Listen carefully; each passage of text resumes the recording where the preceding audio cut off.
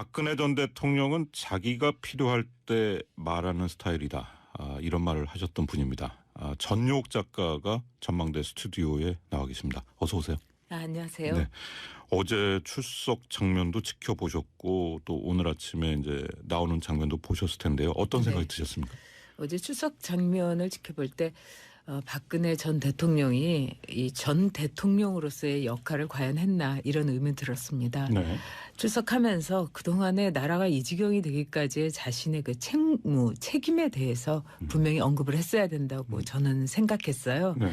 그런 점에서 이제 누구나 할 수 있는 말, 누구나 말하기 싫은데 하는 아주 일반적인 언급을 하는 걸 보면서 과연 국민에게 성실했는가, 또 대통령으로서의 그동안의 업무에 대해서 저희가 늘 생각했던 건 불성실했고 나태했다는 거였는데 네. 그걸 다시 한번 뭐라고 할까 입증했다는 그런 생각이 들어서 참 씁쓸했고요. 네. 그다음에 두 번째로는 제가 보기에는 우리가 이것을 볼 때 뭐 아련하다, 안 됐다, 뭐 이렇게 보기보다는 이러한 사안에 대해서 우리가 어떤 태도를 갖고 어떻게 해결할 것인가 하는 마음이 아니라 머리로서 박 전 대통령을 보아야 된다 이런 생각이 들었습니다. 네.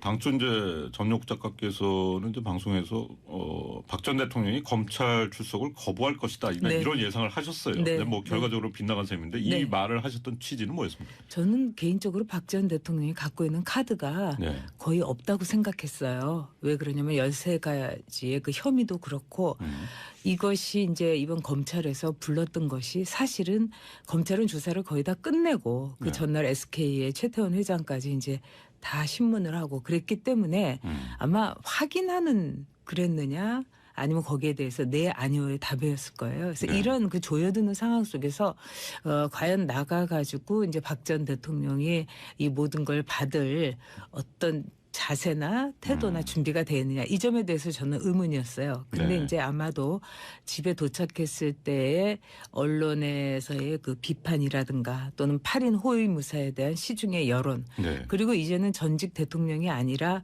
정말 일반인으로서 변호인들도 나가는 게 좋겠다. 구속은 피해야 되지 않느냐. 구속 네. 수사는 이런 점에서 그 조언을 받아들인 게 아닌가 이렇게 생각이 듭니다. 자, 일단 뭐 보수나 진보 양 진영 많은 메시지를 지금 내놓고 있는데 네. 대통령으로서 이제 파면을 당하는 것 이상의 불명예, 네. 뭐 더 무거운 처벌이 있을 수 있겠느냐. 네. 결국 이제 불구속 수사를 통해서 좀 불구속 재판을 받게 하고 좀 네. 상처를 보듬는 과정을 이제 시작하자 하는 의견을 내시는 분들이 꽤 있어요. 네. 어떻게 보십니까? 저는 그런 생각 때문에 우리나라가 이 지경까지 왔다는 생각이 듭니다. 단호하시군요. 예. 네. 왜 그러냐면은 뭐 우리가 이제 해방 후에 반민특위 열렸지만은 정말 거기에서 뭐 친일파에 대해서 그대로 청산을 안 해서 친일파들은 그들이 가진 돈과 그들이 가진 어떤 자산 또 유형 무형의 뭐 교육 잘 받은 아들 이걸 통해서 이제까지 한국 사회를 주류로 이끌면서 사실은 많은 비리가 있었습니다. 네. 왜냐하면 그 전적이 부끄러웠기 때문에 마찬가지로 이것을 그대로 또 우리가 유야무야하고 동정론으로 덮어가게 되면은 저는 제2의 최순실, 제3의 최순실이 분명히 나올 것이고 더구나 뭐 5년 정도의 이 형을 받아서 한 2, 3년 만에 나오게 되면은 네. 또 하나의 박근혜 소공국이 어느 지방에서 세워지지 않으리란 보장이 없습니다. 네, 그런 그렇기 때문에 예상하십니다. 네. 우리의 그 미래를 위해서 정말로 이번에는 중차대한 죄를 저지른 전직 대통령입니다. 그렇기 때문에 엄격하게 다루고 법 앞에서 누구나 공정하고 네. 누구나 책임을 물어야 된다는 것을 우리가 입증했을 때 네. 아이들에게 물려줄 수 있는 사회가 된다고 봅니다. 사실 이제 뭐 일반 국민들이나 청취자분들 또 이제 언론 수요층에서 전용욱 작가님 얘기에 귀를 기울이는 것은 역시 이제 박근혜 전 대통령이 이제 정치인 시절에 이제 네. 함께 오랜 시간을 보내셨기 때문일 텐데 이 최근에 보면은 뭐 전 작가께서 박근혜 전 대통령이 이제 정치적인 눈물 외에는 눈물을 흘릴 수 없는 사람이다 이런 얘기를 하셨어요. 근데 보면은 어제 이제 검찰 포토라인에 박 전 대통령이 섰을 때 눈이 이제 굉장히 좀 빨갛게 충혈이 돼 있었고 좀 약간 이제 부어 있는 느낌 네. 때문에 이제 전날 좀 많이 운 것 같다 뭐 네. 이런 이제 관측도 나왔었는데요. 저는 그렇게 보지는 않습니다. 어. 왜 그러냐면은 그렇게 운다든지 이런 자기 감정 표현이 거의 없는 분이고요. 네. 그다음에 무엇을 이렇게 능동적으로 처리하는 스타일이기보다는 수동적으로 견뎌내는 어떤 힘 같은 거는 상당히 강인한 분입니다. 그렇기 네. 때문에 뭐 울었거나 이러지는 않고 저는 밤새워서 변호사가 이렇게 말하십시오 하는 거를 밤새워서 외우고 또 외우고 복기하면서 네. 밤샘 열공을 했던 게 아닌가 이런 아. 생각이 듭니다. 네. 일단 이제 자기가 필요할 때 말하는 스타일이다라는 의미도 이제 같은 맥락에서 말씀하셨죠. 그렇죠. 네. 그렇군요. 자, 일단 뭐 박 전 대통령이 검찰 조사를 어떻게 받았을까 이제 네. 많이들 이제 궁금해하시는 분들이 있어요. 근데 어제 이제 저희 전망대에 나오셨던 이제 이용주 의원께서는 박 전 대통령이 좀 이제 상식적이고 논리적 답변이 가능할지 모르겠다. 좀 네. 이런 의문을 제기하셨는데 좀 과한 게 아닌가 뭐 이런 또 반박하시는 청취자분도 있었어요. 네. 어떻게 보십니까? 글쎄, 그러나 이제 중요한 것은 상식적이고 비상식적인 거를 우리가 뭐라고 얘기하냐면 우리의 그 살아가는 이 상황 속에서 이것이 옳다 그르다 이렇게 판단이 가능한 거 아니겠습니까? 근데 박근혜 대통령은 철저하게 자신이 무죄라고 생각을 하고 있고요. 그다음에 나는 아무 죄가 없고 사익을 취하지도 않고 모든 건 최순실이 하고 네. 이런 상황에서 나는 이론도 먹은 게 없기 때문에 나는 정말로 결백하다. 이렇게 말하는 박근혜 대통령을 상대로 네. 검사가 질문을 하고 거기에 대해서 사실 여부를 추궁하는 과정에서 제가 보기에는 그 검사가 뒷목 잡았을 순간이 저는 굉장히 여러 번 있었을 거고 네네. 그다음에 이 지난번에 특검 수사를 했던 그 수사진에서 이런 말을 하더라고요. 너무나 어이가 없고 너무나 황당했다. 아, 예. 그 박근혜 대통령의 그 반응, 전 대통령의 반응에 대해서 같은 거였지 않았을까 이렇게 생각됩니다. 일단 뭐 여러 가지 관측이 있겠지만은 지금 이제 일각에서 제기되는 얘기는 박 전 대통령이 아직 본인 심정적으로 네. 이런 혐의를 완전히 이제 자기 스스로도 인정하지 않고 있다. 그냥 뭐 감추고 부인하는 차원이 아니고 네. 뭐 그런 얘기도 나오던데요. 그러니까 우리가 이제 뭐 도덕적이다, 비도덕적이다 이런 말을 하잖아요. 네. 근데 도덕 자체가 없는 사람도 있어요. 그거를 이제 모랄이라고 그러죠. 아예 모랄이 없다. 네. 그러니까 자기의 그 머릿속에서 박 전 대통령은 우리가 생각하는 도덕관념은 없습니다. 제가 그걸 느꼈던 거는 같이 이제 일을 했었을 때였는데 네. 인혁당 사건에 대해서 이야기가 있었어요. 이것은 엠네스티에서 세계 역사상 가장 잔혹한 그 범죄다 이렇게 말했을 정도입니다. 인권 유린이라고. 사형 선고를 받은 대학생들이 하루 만에 사형이 집행됐고 그 사체조차도 어머니들에게 인도되지 않았어요. 가족에게. 왜냐하면 네. 너무나 모진 고문을 받아서 네. 가족들에게 보여줄 수가 없었어요. 근데 인혁당 사건에 대해서 당 대표 시절에 제가 이건 분명히 사과를 해야 된다. 더 깊게 사과를 해야 된다. 네. 이랬는데 그때 저한테 그러더라고요. 당시의 법에서 어쩔 수 없는 일이었다. 아. 그러니까 인권이나 이런 것도 당시의 법이고 그건 이제 그렇기 때문에 개인적으로 들으신 말씀입니까? 아니면 이렇게 이 공개적으로도 얘기했습니다. 네. 그렇기 때문에 제가 보기에는 어떤 유신 권력이야말로 박근혜 대통령에 있었던 무소불위의 유신 권력이 권력에 대한 개념이고요. 네. 또한 인권도 아버지의 그 유신 체제 하에서의 인권에 대한 상황이 또 박근혜 전 대통령의 어떤 인권 상황이고 그렇기 때문에 이번 역시 자신의 잣대로 볼 때 이건 나는 정말 아무것도 잘못한 것이 없는데 네. 이런 결론을 내리고 있는 거죠. 네. 자, 청취자분도 이제 전용욱 작가 나오셔서 이제 많은 의견 또 보내시고 계십니다. 뭐 3253님은 전용욱 작가님이야말로 사이다입니다. 뭐 진정성과 감각 모두요 하는 또 이제 보내셨고요. 이제 정수빈님은 이런 의견을 보내셨어요. 지금 이제 작가로 활동하고 계시지만 전용욱 작가님도 박 전 대통령의 보좌 미흡에 자유롭지 않다고 생각합니다. 한 또 의견을 보내셨는데요. 좀 불편하시죠? 아니 어떻게 보세요? 불편하지 않고요. 네. 글쎄 저는 이제 박근혜 전 대표하고 한나라당에 들어갔을 때 정권 교체를 위해서 이 한마음으로 열심히 일했던 건 사실입니다. 네. 그러나 저는 정치인 박근혜를 위해서는 일하지 않았습니다. 아. 어떤 정치인을 위해서도 저는 일하지 않아요. 네. 오로지 이 나라와 국민을 위해서 일했는데 옆에서 지켜보니까 정말 그 자질이나 함량이 대통령이 되어서는 안 될 뿐이라고 생각을 했기 때문에 네. 그거를 제가 2006년 12월부터 끊임없이 얘기했습니다. 그리고 모든 걸 제가 정치 생명을 이제 내려놓고 네. 얘기를 했기 때문에 글쎄 박근혜 대통령의 보좌로서는 미흡했다고 하신다면은 저는 이해를 하겠습니다만 네. 적어도 국민들은 저는 열심히 보좌했다고 생각합니다. 알겠습니다. 조금만 시간을 뒤로 되돌려 볼게요. 사실 이제 헌재의 이제 파면 선고 나온 시점인데 네.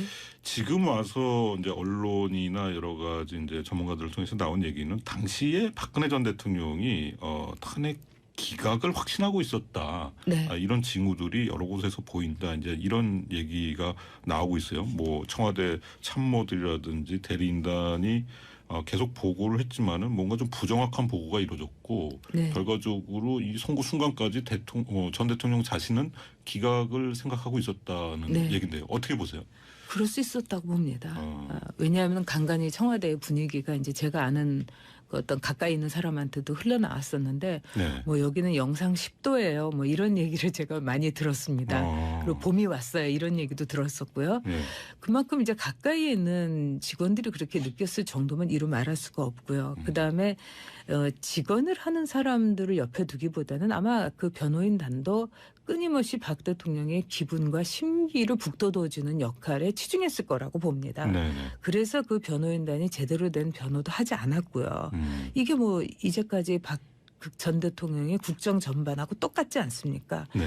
그다음에 제가 놀랬던 것은 그 상황 속에서도 독일에 있는 최순실 씨하고 비화기라고 해서 이제 이 전혀 이렇게 드러나지 않는 그런 것을 대통령이 받을 수 있는데도 불구하고 대포폰을 사용해서 통화를 했던 대한민국의 대통령이라면은 대포폰은 범죄자들이 쓰는 겁니다. 네.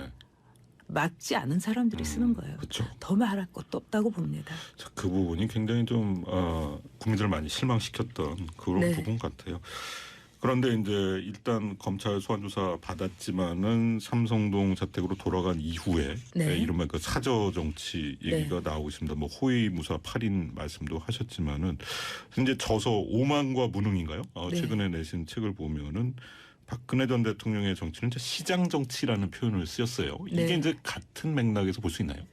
같은 맥락에서 좀 볼 수도 있겠죠. 왜냐하면 저도 정치인이었기 때문에 이제 선거를 하면 이제 시장밖에 다닐 때가 사실 없을 때가 있어요. 네. 가가 방문을 할 수도 없고 이러면 시장에 가면은 맨날 똑같은 분 보고 그리고 시장 분들도 왜 자꾸 오냐고 우리 장사 안 되게 다 선거하는 정치인들에게 그래요. 네, 그런 면이 있군요. 네, 마찬가지로 이 시장이라는 것은 아주 특정한 분들, 매일 보는 분들, 그리고 또 시장에 계시는 분들이 그 동네에 안 사는 경우도 많아요. 그렇군요. 그렇기 네. 때문에 어떤 일정한 아주 소수의 특정한 지지자들하고만은 소통한다는 거라고도 볼 수 있죠. 그렇기 때문에 이 8인의 호위무사와 집 앞에 계신 몇백 명의 분들과 태극기 집회에 나오시는 여러 가지 사연으로 나오시는 분들하고의 교감을 통해서 네. 촛불 집회의 2배다, 3배다 이렇게 생각하는 대통령을 볼 때 얼마나 그동안에 이 국내 상황이나 대외 상황에 대해서 인지 능력이 부족했는가를 느끼게 되는 거죠. 네. 전용욱 작가께서는 뭐 박근혜 전 대통령과 최순실 씨가 서로를 버릴 것이라고 이제 예상을 하셨는데 뭐 네. 지금 상황을 보면은 약간 이제 지금 그렇게 되는 것도 같기도 하는데 그런데 이제 과거에 그 최태민에서 이어진 그 뭐 40년 넘은 인연이잖아요. 네. 근데 이게 만약에 뭐 재판도 끝나고 이번 사안이 이제 거의 법적으로 마무리가 됐을 때 네. 두 사람의 관계가 어떻게 될까도 이제 관심거리가 될 것 같은데요. 제가 보기엔 남보다도 못한 관계가 될 가능성이 큽니다. 예, 피보다 진한 물이라고 하지만은 이 40년의 관계가 제가 이 방송에서 말씀드리기는 어렵지만 세세로하게 제가 여러 가지 자료를 보고 그 주변 사람들을 만난 거에 따르면 정말 정상적인 관계가 아닙니다. 네. 우리가 놀랄 만한 관계예요. 그리고 이 40년 동안 최순실이 박근혜 전 대통령을 대했던 그 상황이라든가 이런 거는 일종의 재주 부리는 고음을 만들기 위한 사육과 조련 과정이라고도 볼 수 있어요. 네. 네, 참 굉장히 좀 단호하게 표현하시네요. 예. 정말 그렇습니다. 그렇기 때문에 그리고 지금 박근혜 전 대통령은 모든 것은 최순실이 했다. 그리고 이 과정에 변호인단이 내놓았던 논리는 뭐냐. 최순실과 고영태의 불륜이 이 박근혜 대통령의 국정농단 전 대통령의 국정농단의 네. 빌미였다. 이렇게 한심한 말을 하지 않습니까? 그런 점에 있어서 두 사람 사이에서는 돈이라든가 그동안에 이 드러내서는 안 될 여러 가지 그 비밀이 있습니다. 네. 그런데 박근혜 전 대통령이 재판 과정에서 1년 이상 될 재판 과정에서 최순실에게 모든 거를 떠넘긴다면 최순실로서도 아주 놀라운 말들을 많이 하게 되겠죠. 그다음에 둘 사이에는 엄청난 이제 재산이라든가 돈의 공유, 경제 공동체적인 문제가 있기 때문에 이것을 위해서라도 이번에 최순실과 박근혜 전 대통령의 재판은 매우 엄정하게 다뤄져야 된다고 생각합니다. 네. 5년 뒤에 뭐 내지는 3년 뒤에 나와가지고 그 많은 돈을 가지고 할 수 있는 일들이 굉장히 많죠. 그렇다면 알겠습니다. 또 하나의 정치적인 정말 참담함과 부끄러움이 연속 재생될 것입니다. 네. 자, 박진호의 시사전망대 전용 작가와 함께 하고 있습니다. 많은 분들이 청취자분들 의견 보내시는데요. 육하나 이구님은 냉철한 판단에 경의를 표합니다. 전용욱 작가님 하셨고요. 9052님은 요즘 왠지 예전과 좀 달라지신 것 같아서 관심이 갑니다. 응원합니다 하셨습니다. 이 달라졌다는 의미가 좀 뭔지 궁금한데요. 아마 제가 한 정당에 있었을 때와 네. 지금 그냥 보통 사람으로 있었을 때의 차이겠죠. 그렇군요.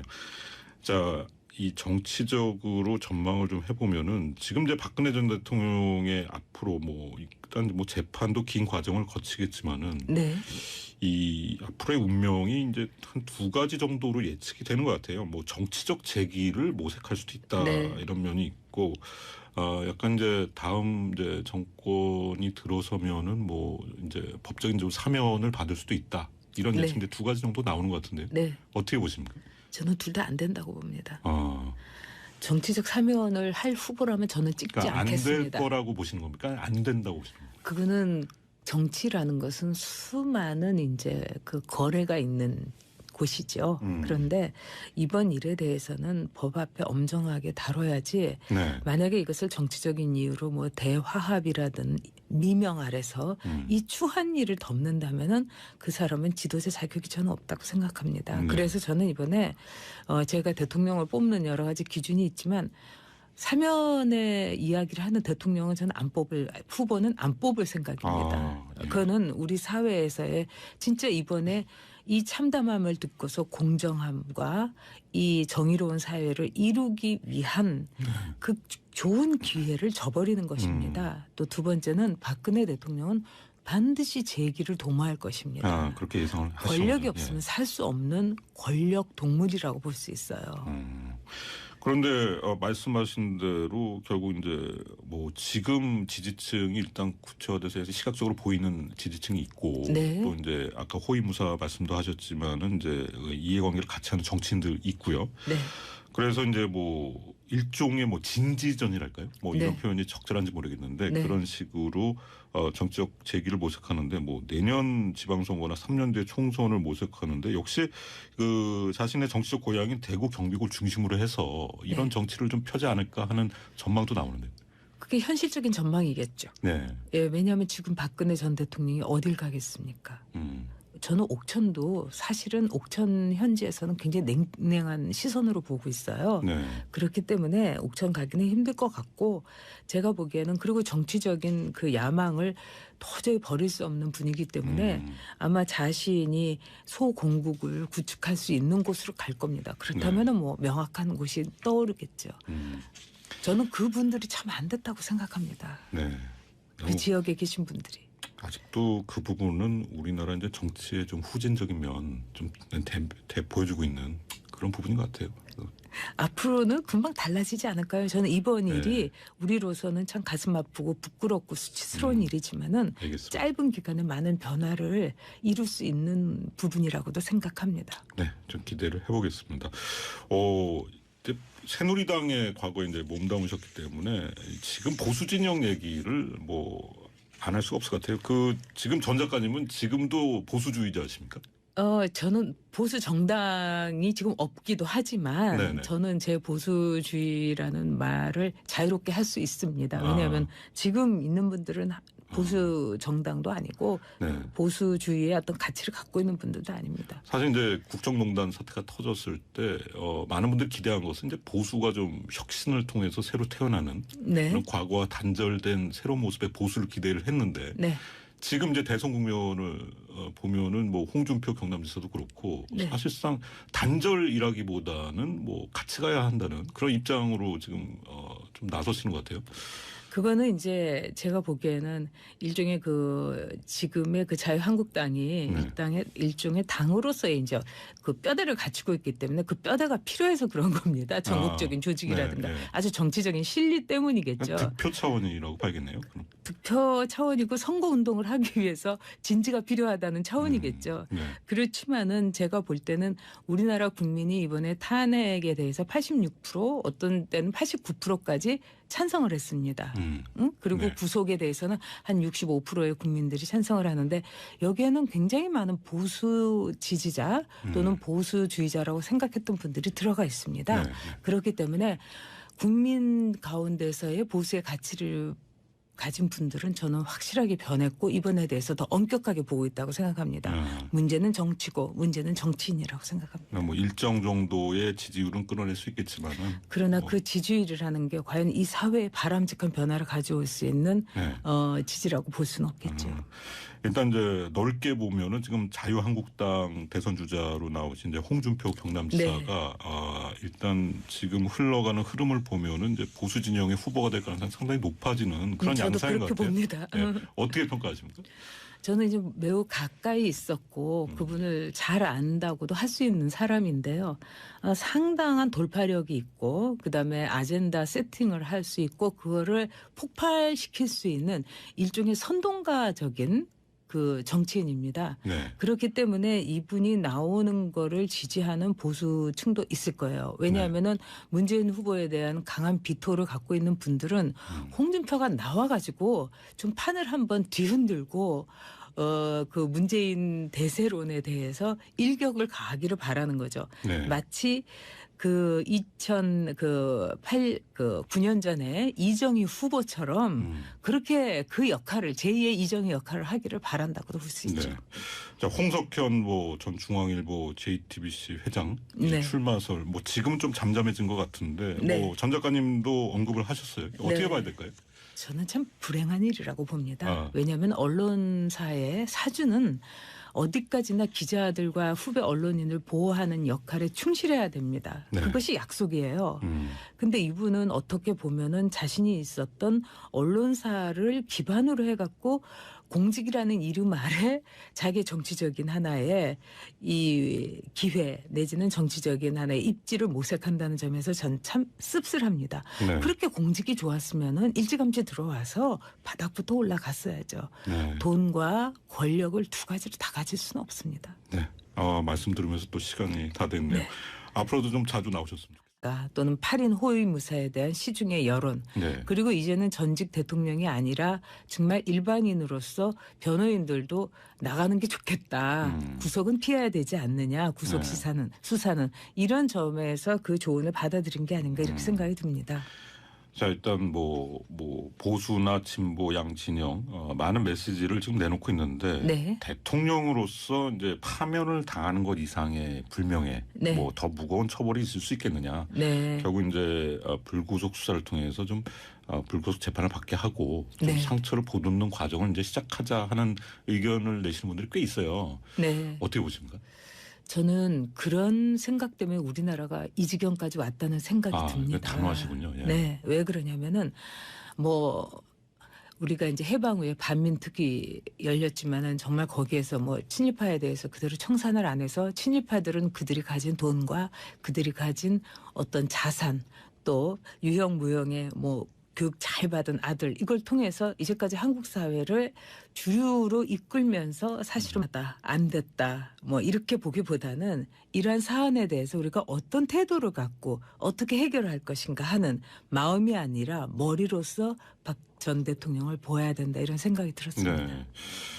당초 이제 전용 작가께서는 이제 방송에서 박 전 대통령이 검찰 출석을 거부할 것이다 네. 이런 예상을 하셨어요. 네. 근데 뭐 결과적으로 빗나간 셈인데 네. 이 말을 하셨던 취지는 뭐였습니까? 저는 개인적으로 박 전 대통령이 갖고 있는 카드가 네. 거의 없다고 생각했어요. 왜 그러냐면 13가지의 그 혐의도 그렇고 이것이 이제 이번 검찰에서 불렀던 것이 사실은 검찰은 조사를 거의 다 끝내고 그 네. 전날 SK의 최태원 회장까지 이제 다 신문을 하고 그랬기 때문에 아마 확인하는 그랬느냐 아니면 거기에 대해서 네 아니오의 답이었을 거예요. 그래서 네. 이런 그 조여드는 상황 속에서 과연 나가가지고 이제 박 전 대통령이 이 모든 걸 받을 어떤 자세나 태도나 준비가 되어 있느냐 이 점에 대해서 저는 의문이었어요. 근데 네. 이제 아마도 집에 도착했을 때의 언론에서의 그 비판이라든가 전 작가께서 박근혜 전 대통령이 이제 정치적인 눈물 외에는 눈물을 흘릴 수 없는 사람이다 이런 얘기를 하셨어요. 근데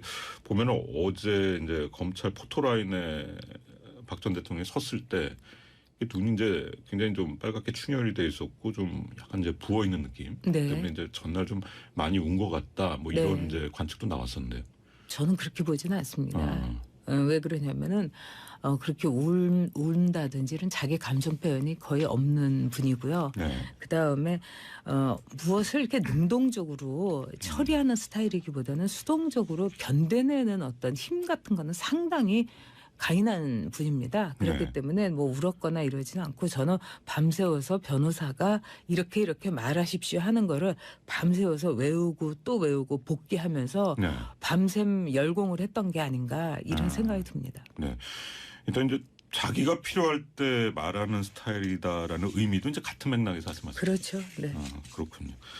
자, 일단 뭐 박 전 대통령이 검찰 조사를 어떻게 받았을까? 네. 이제 박근혜 전 대통령은 자기가 필요할 때 말하는 스타일이다. 이런 말을 하셨던 분입니다.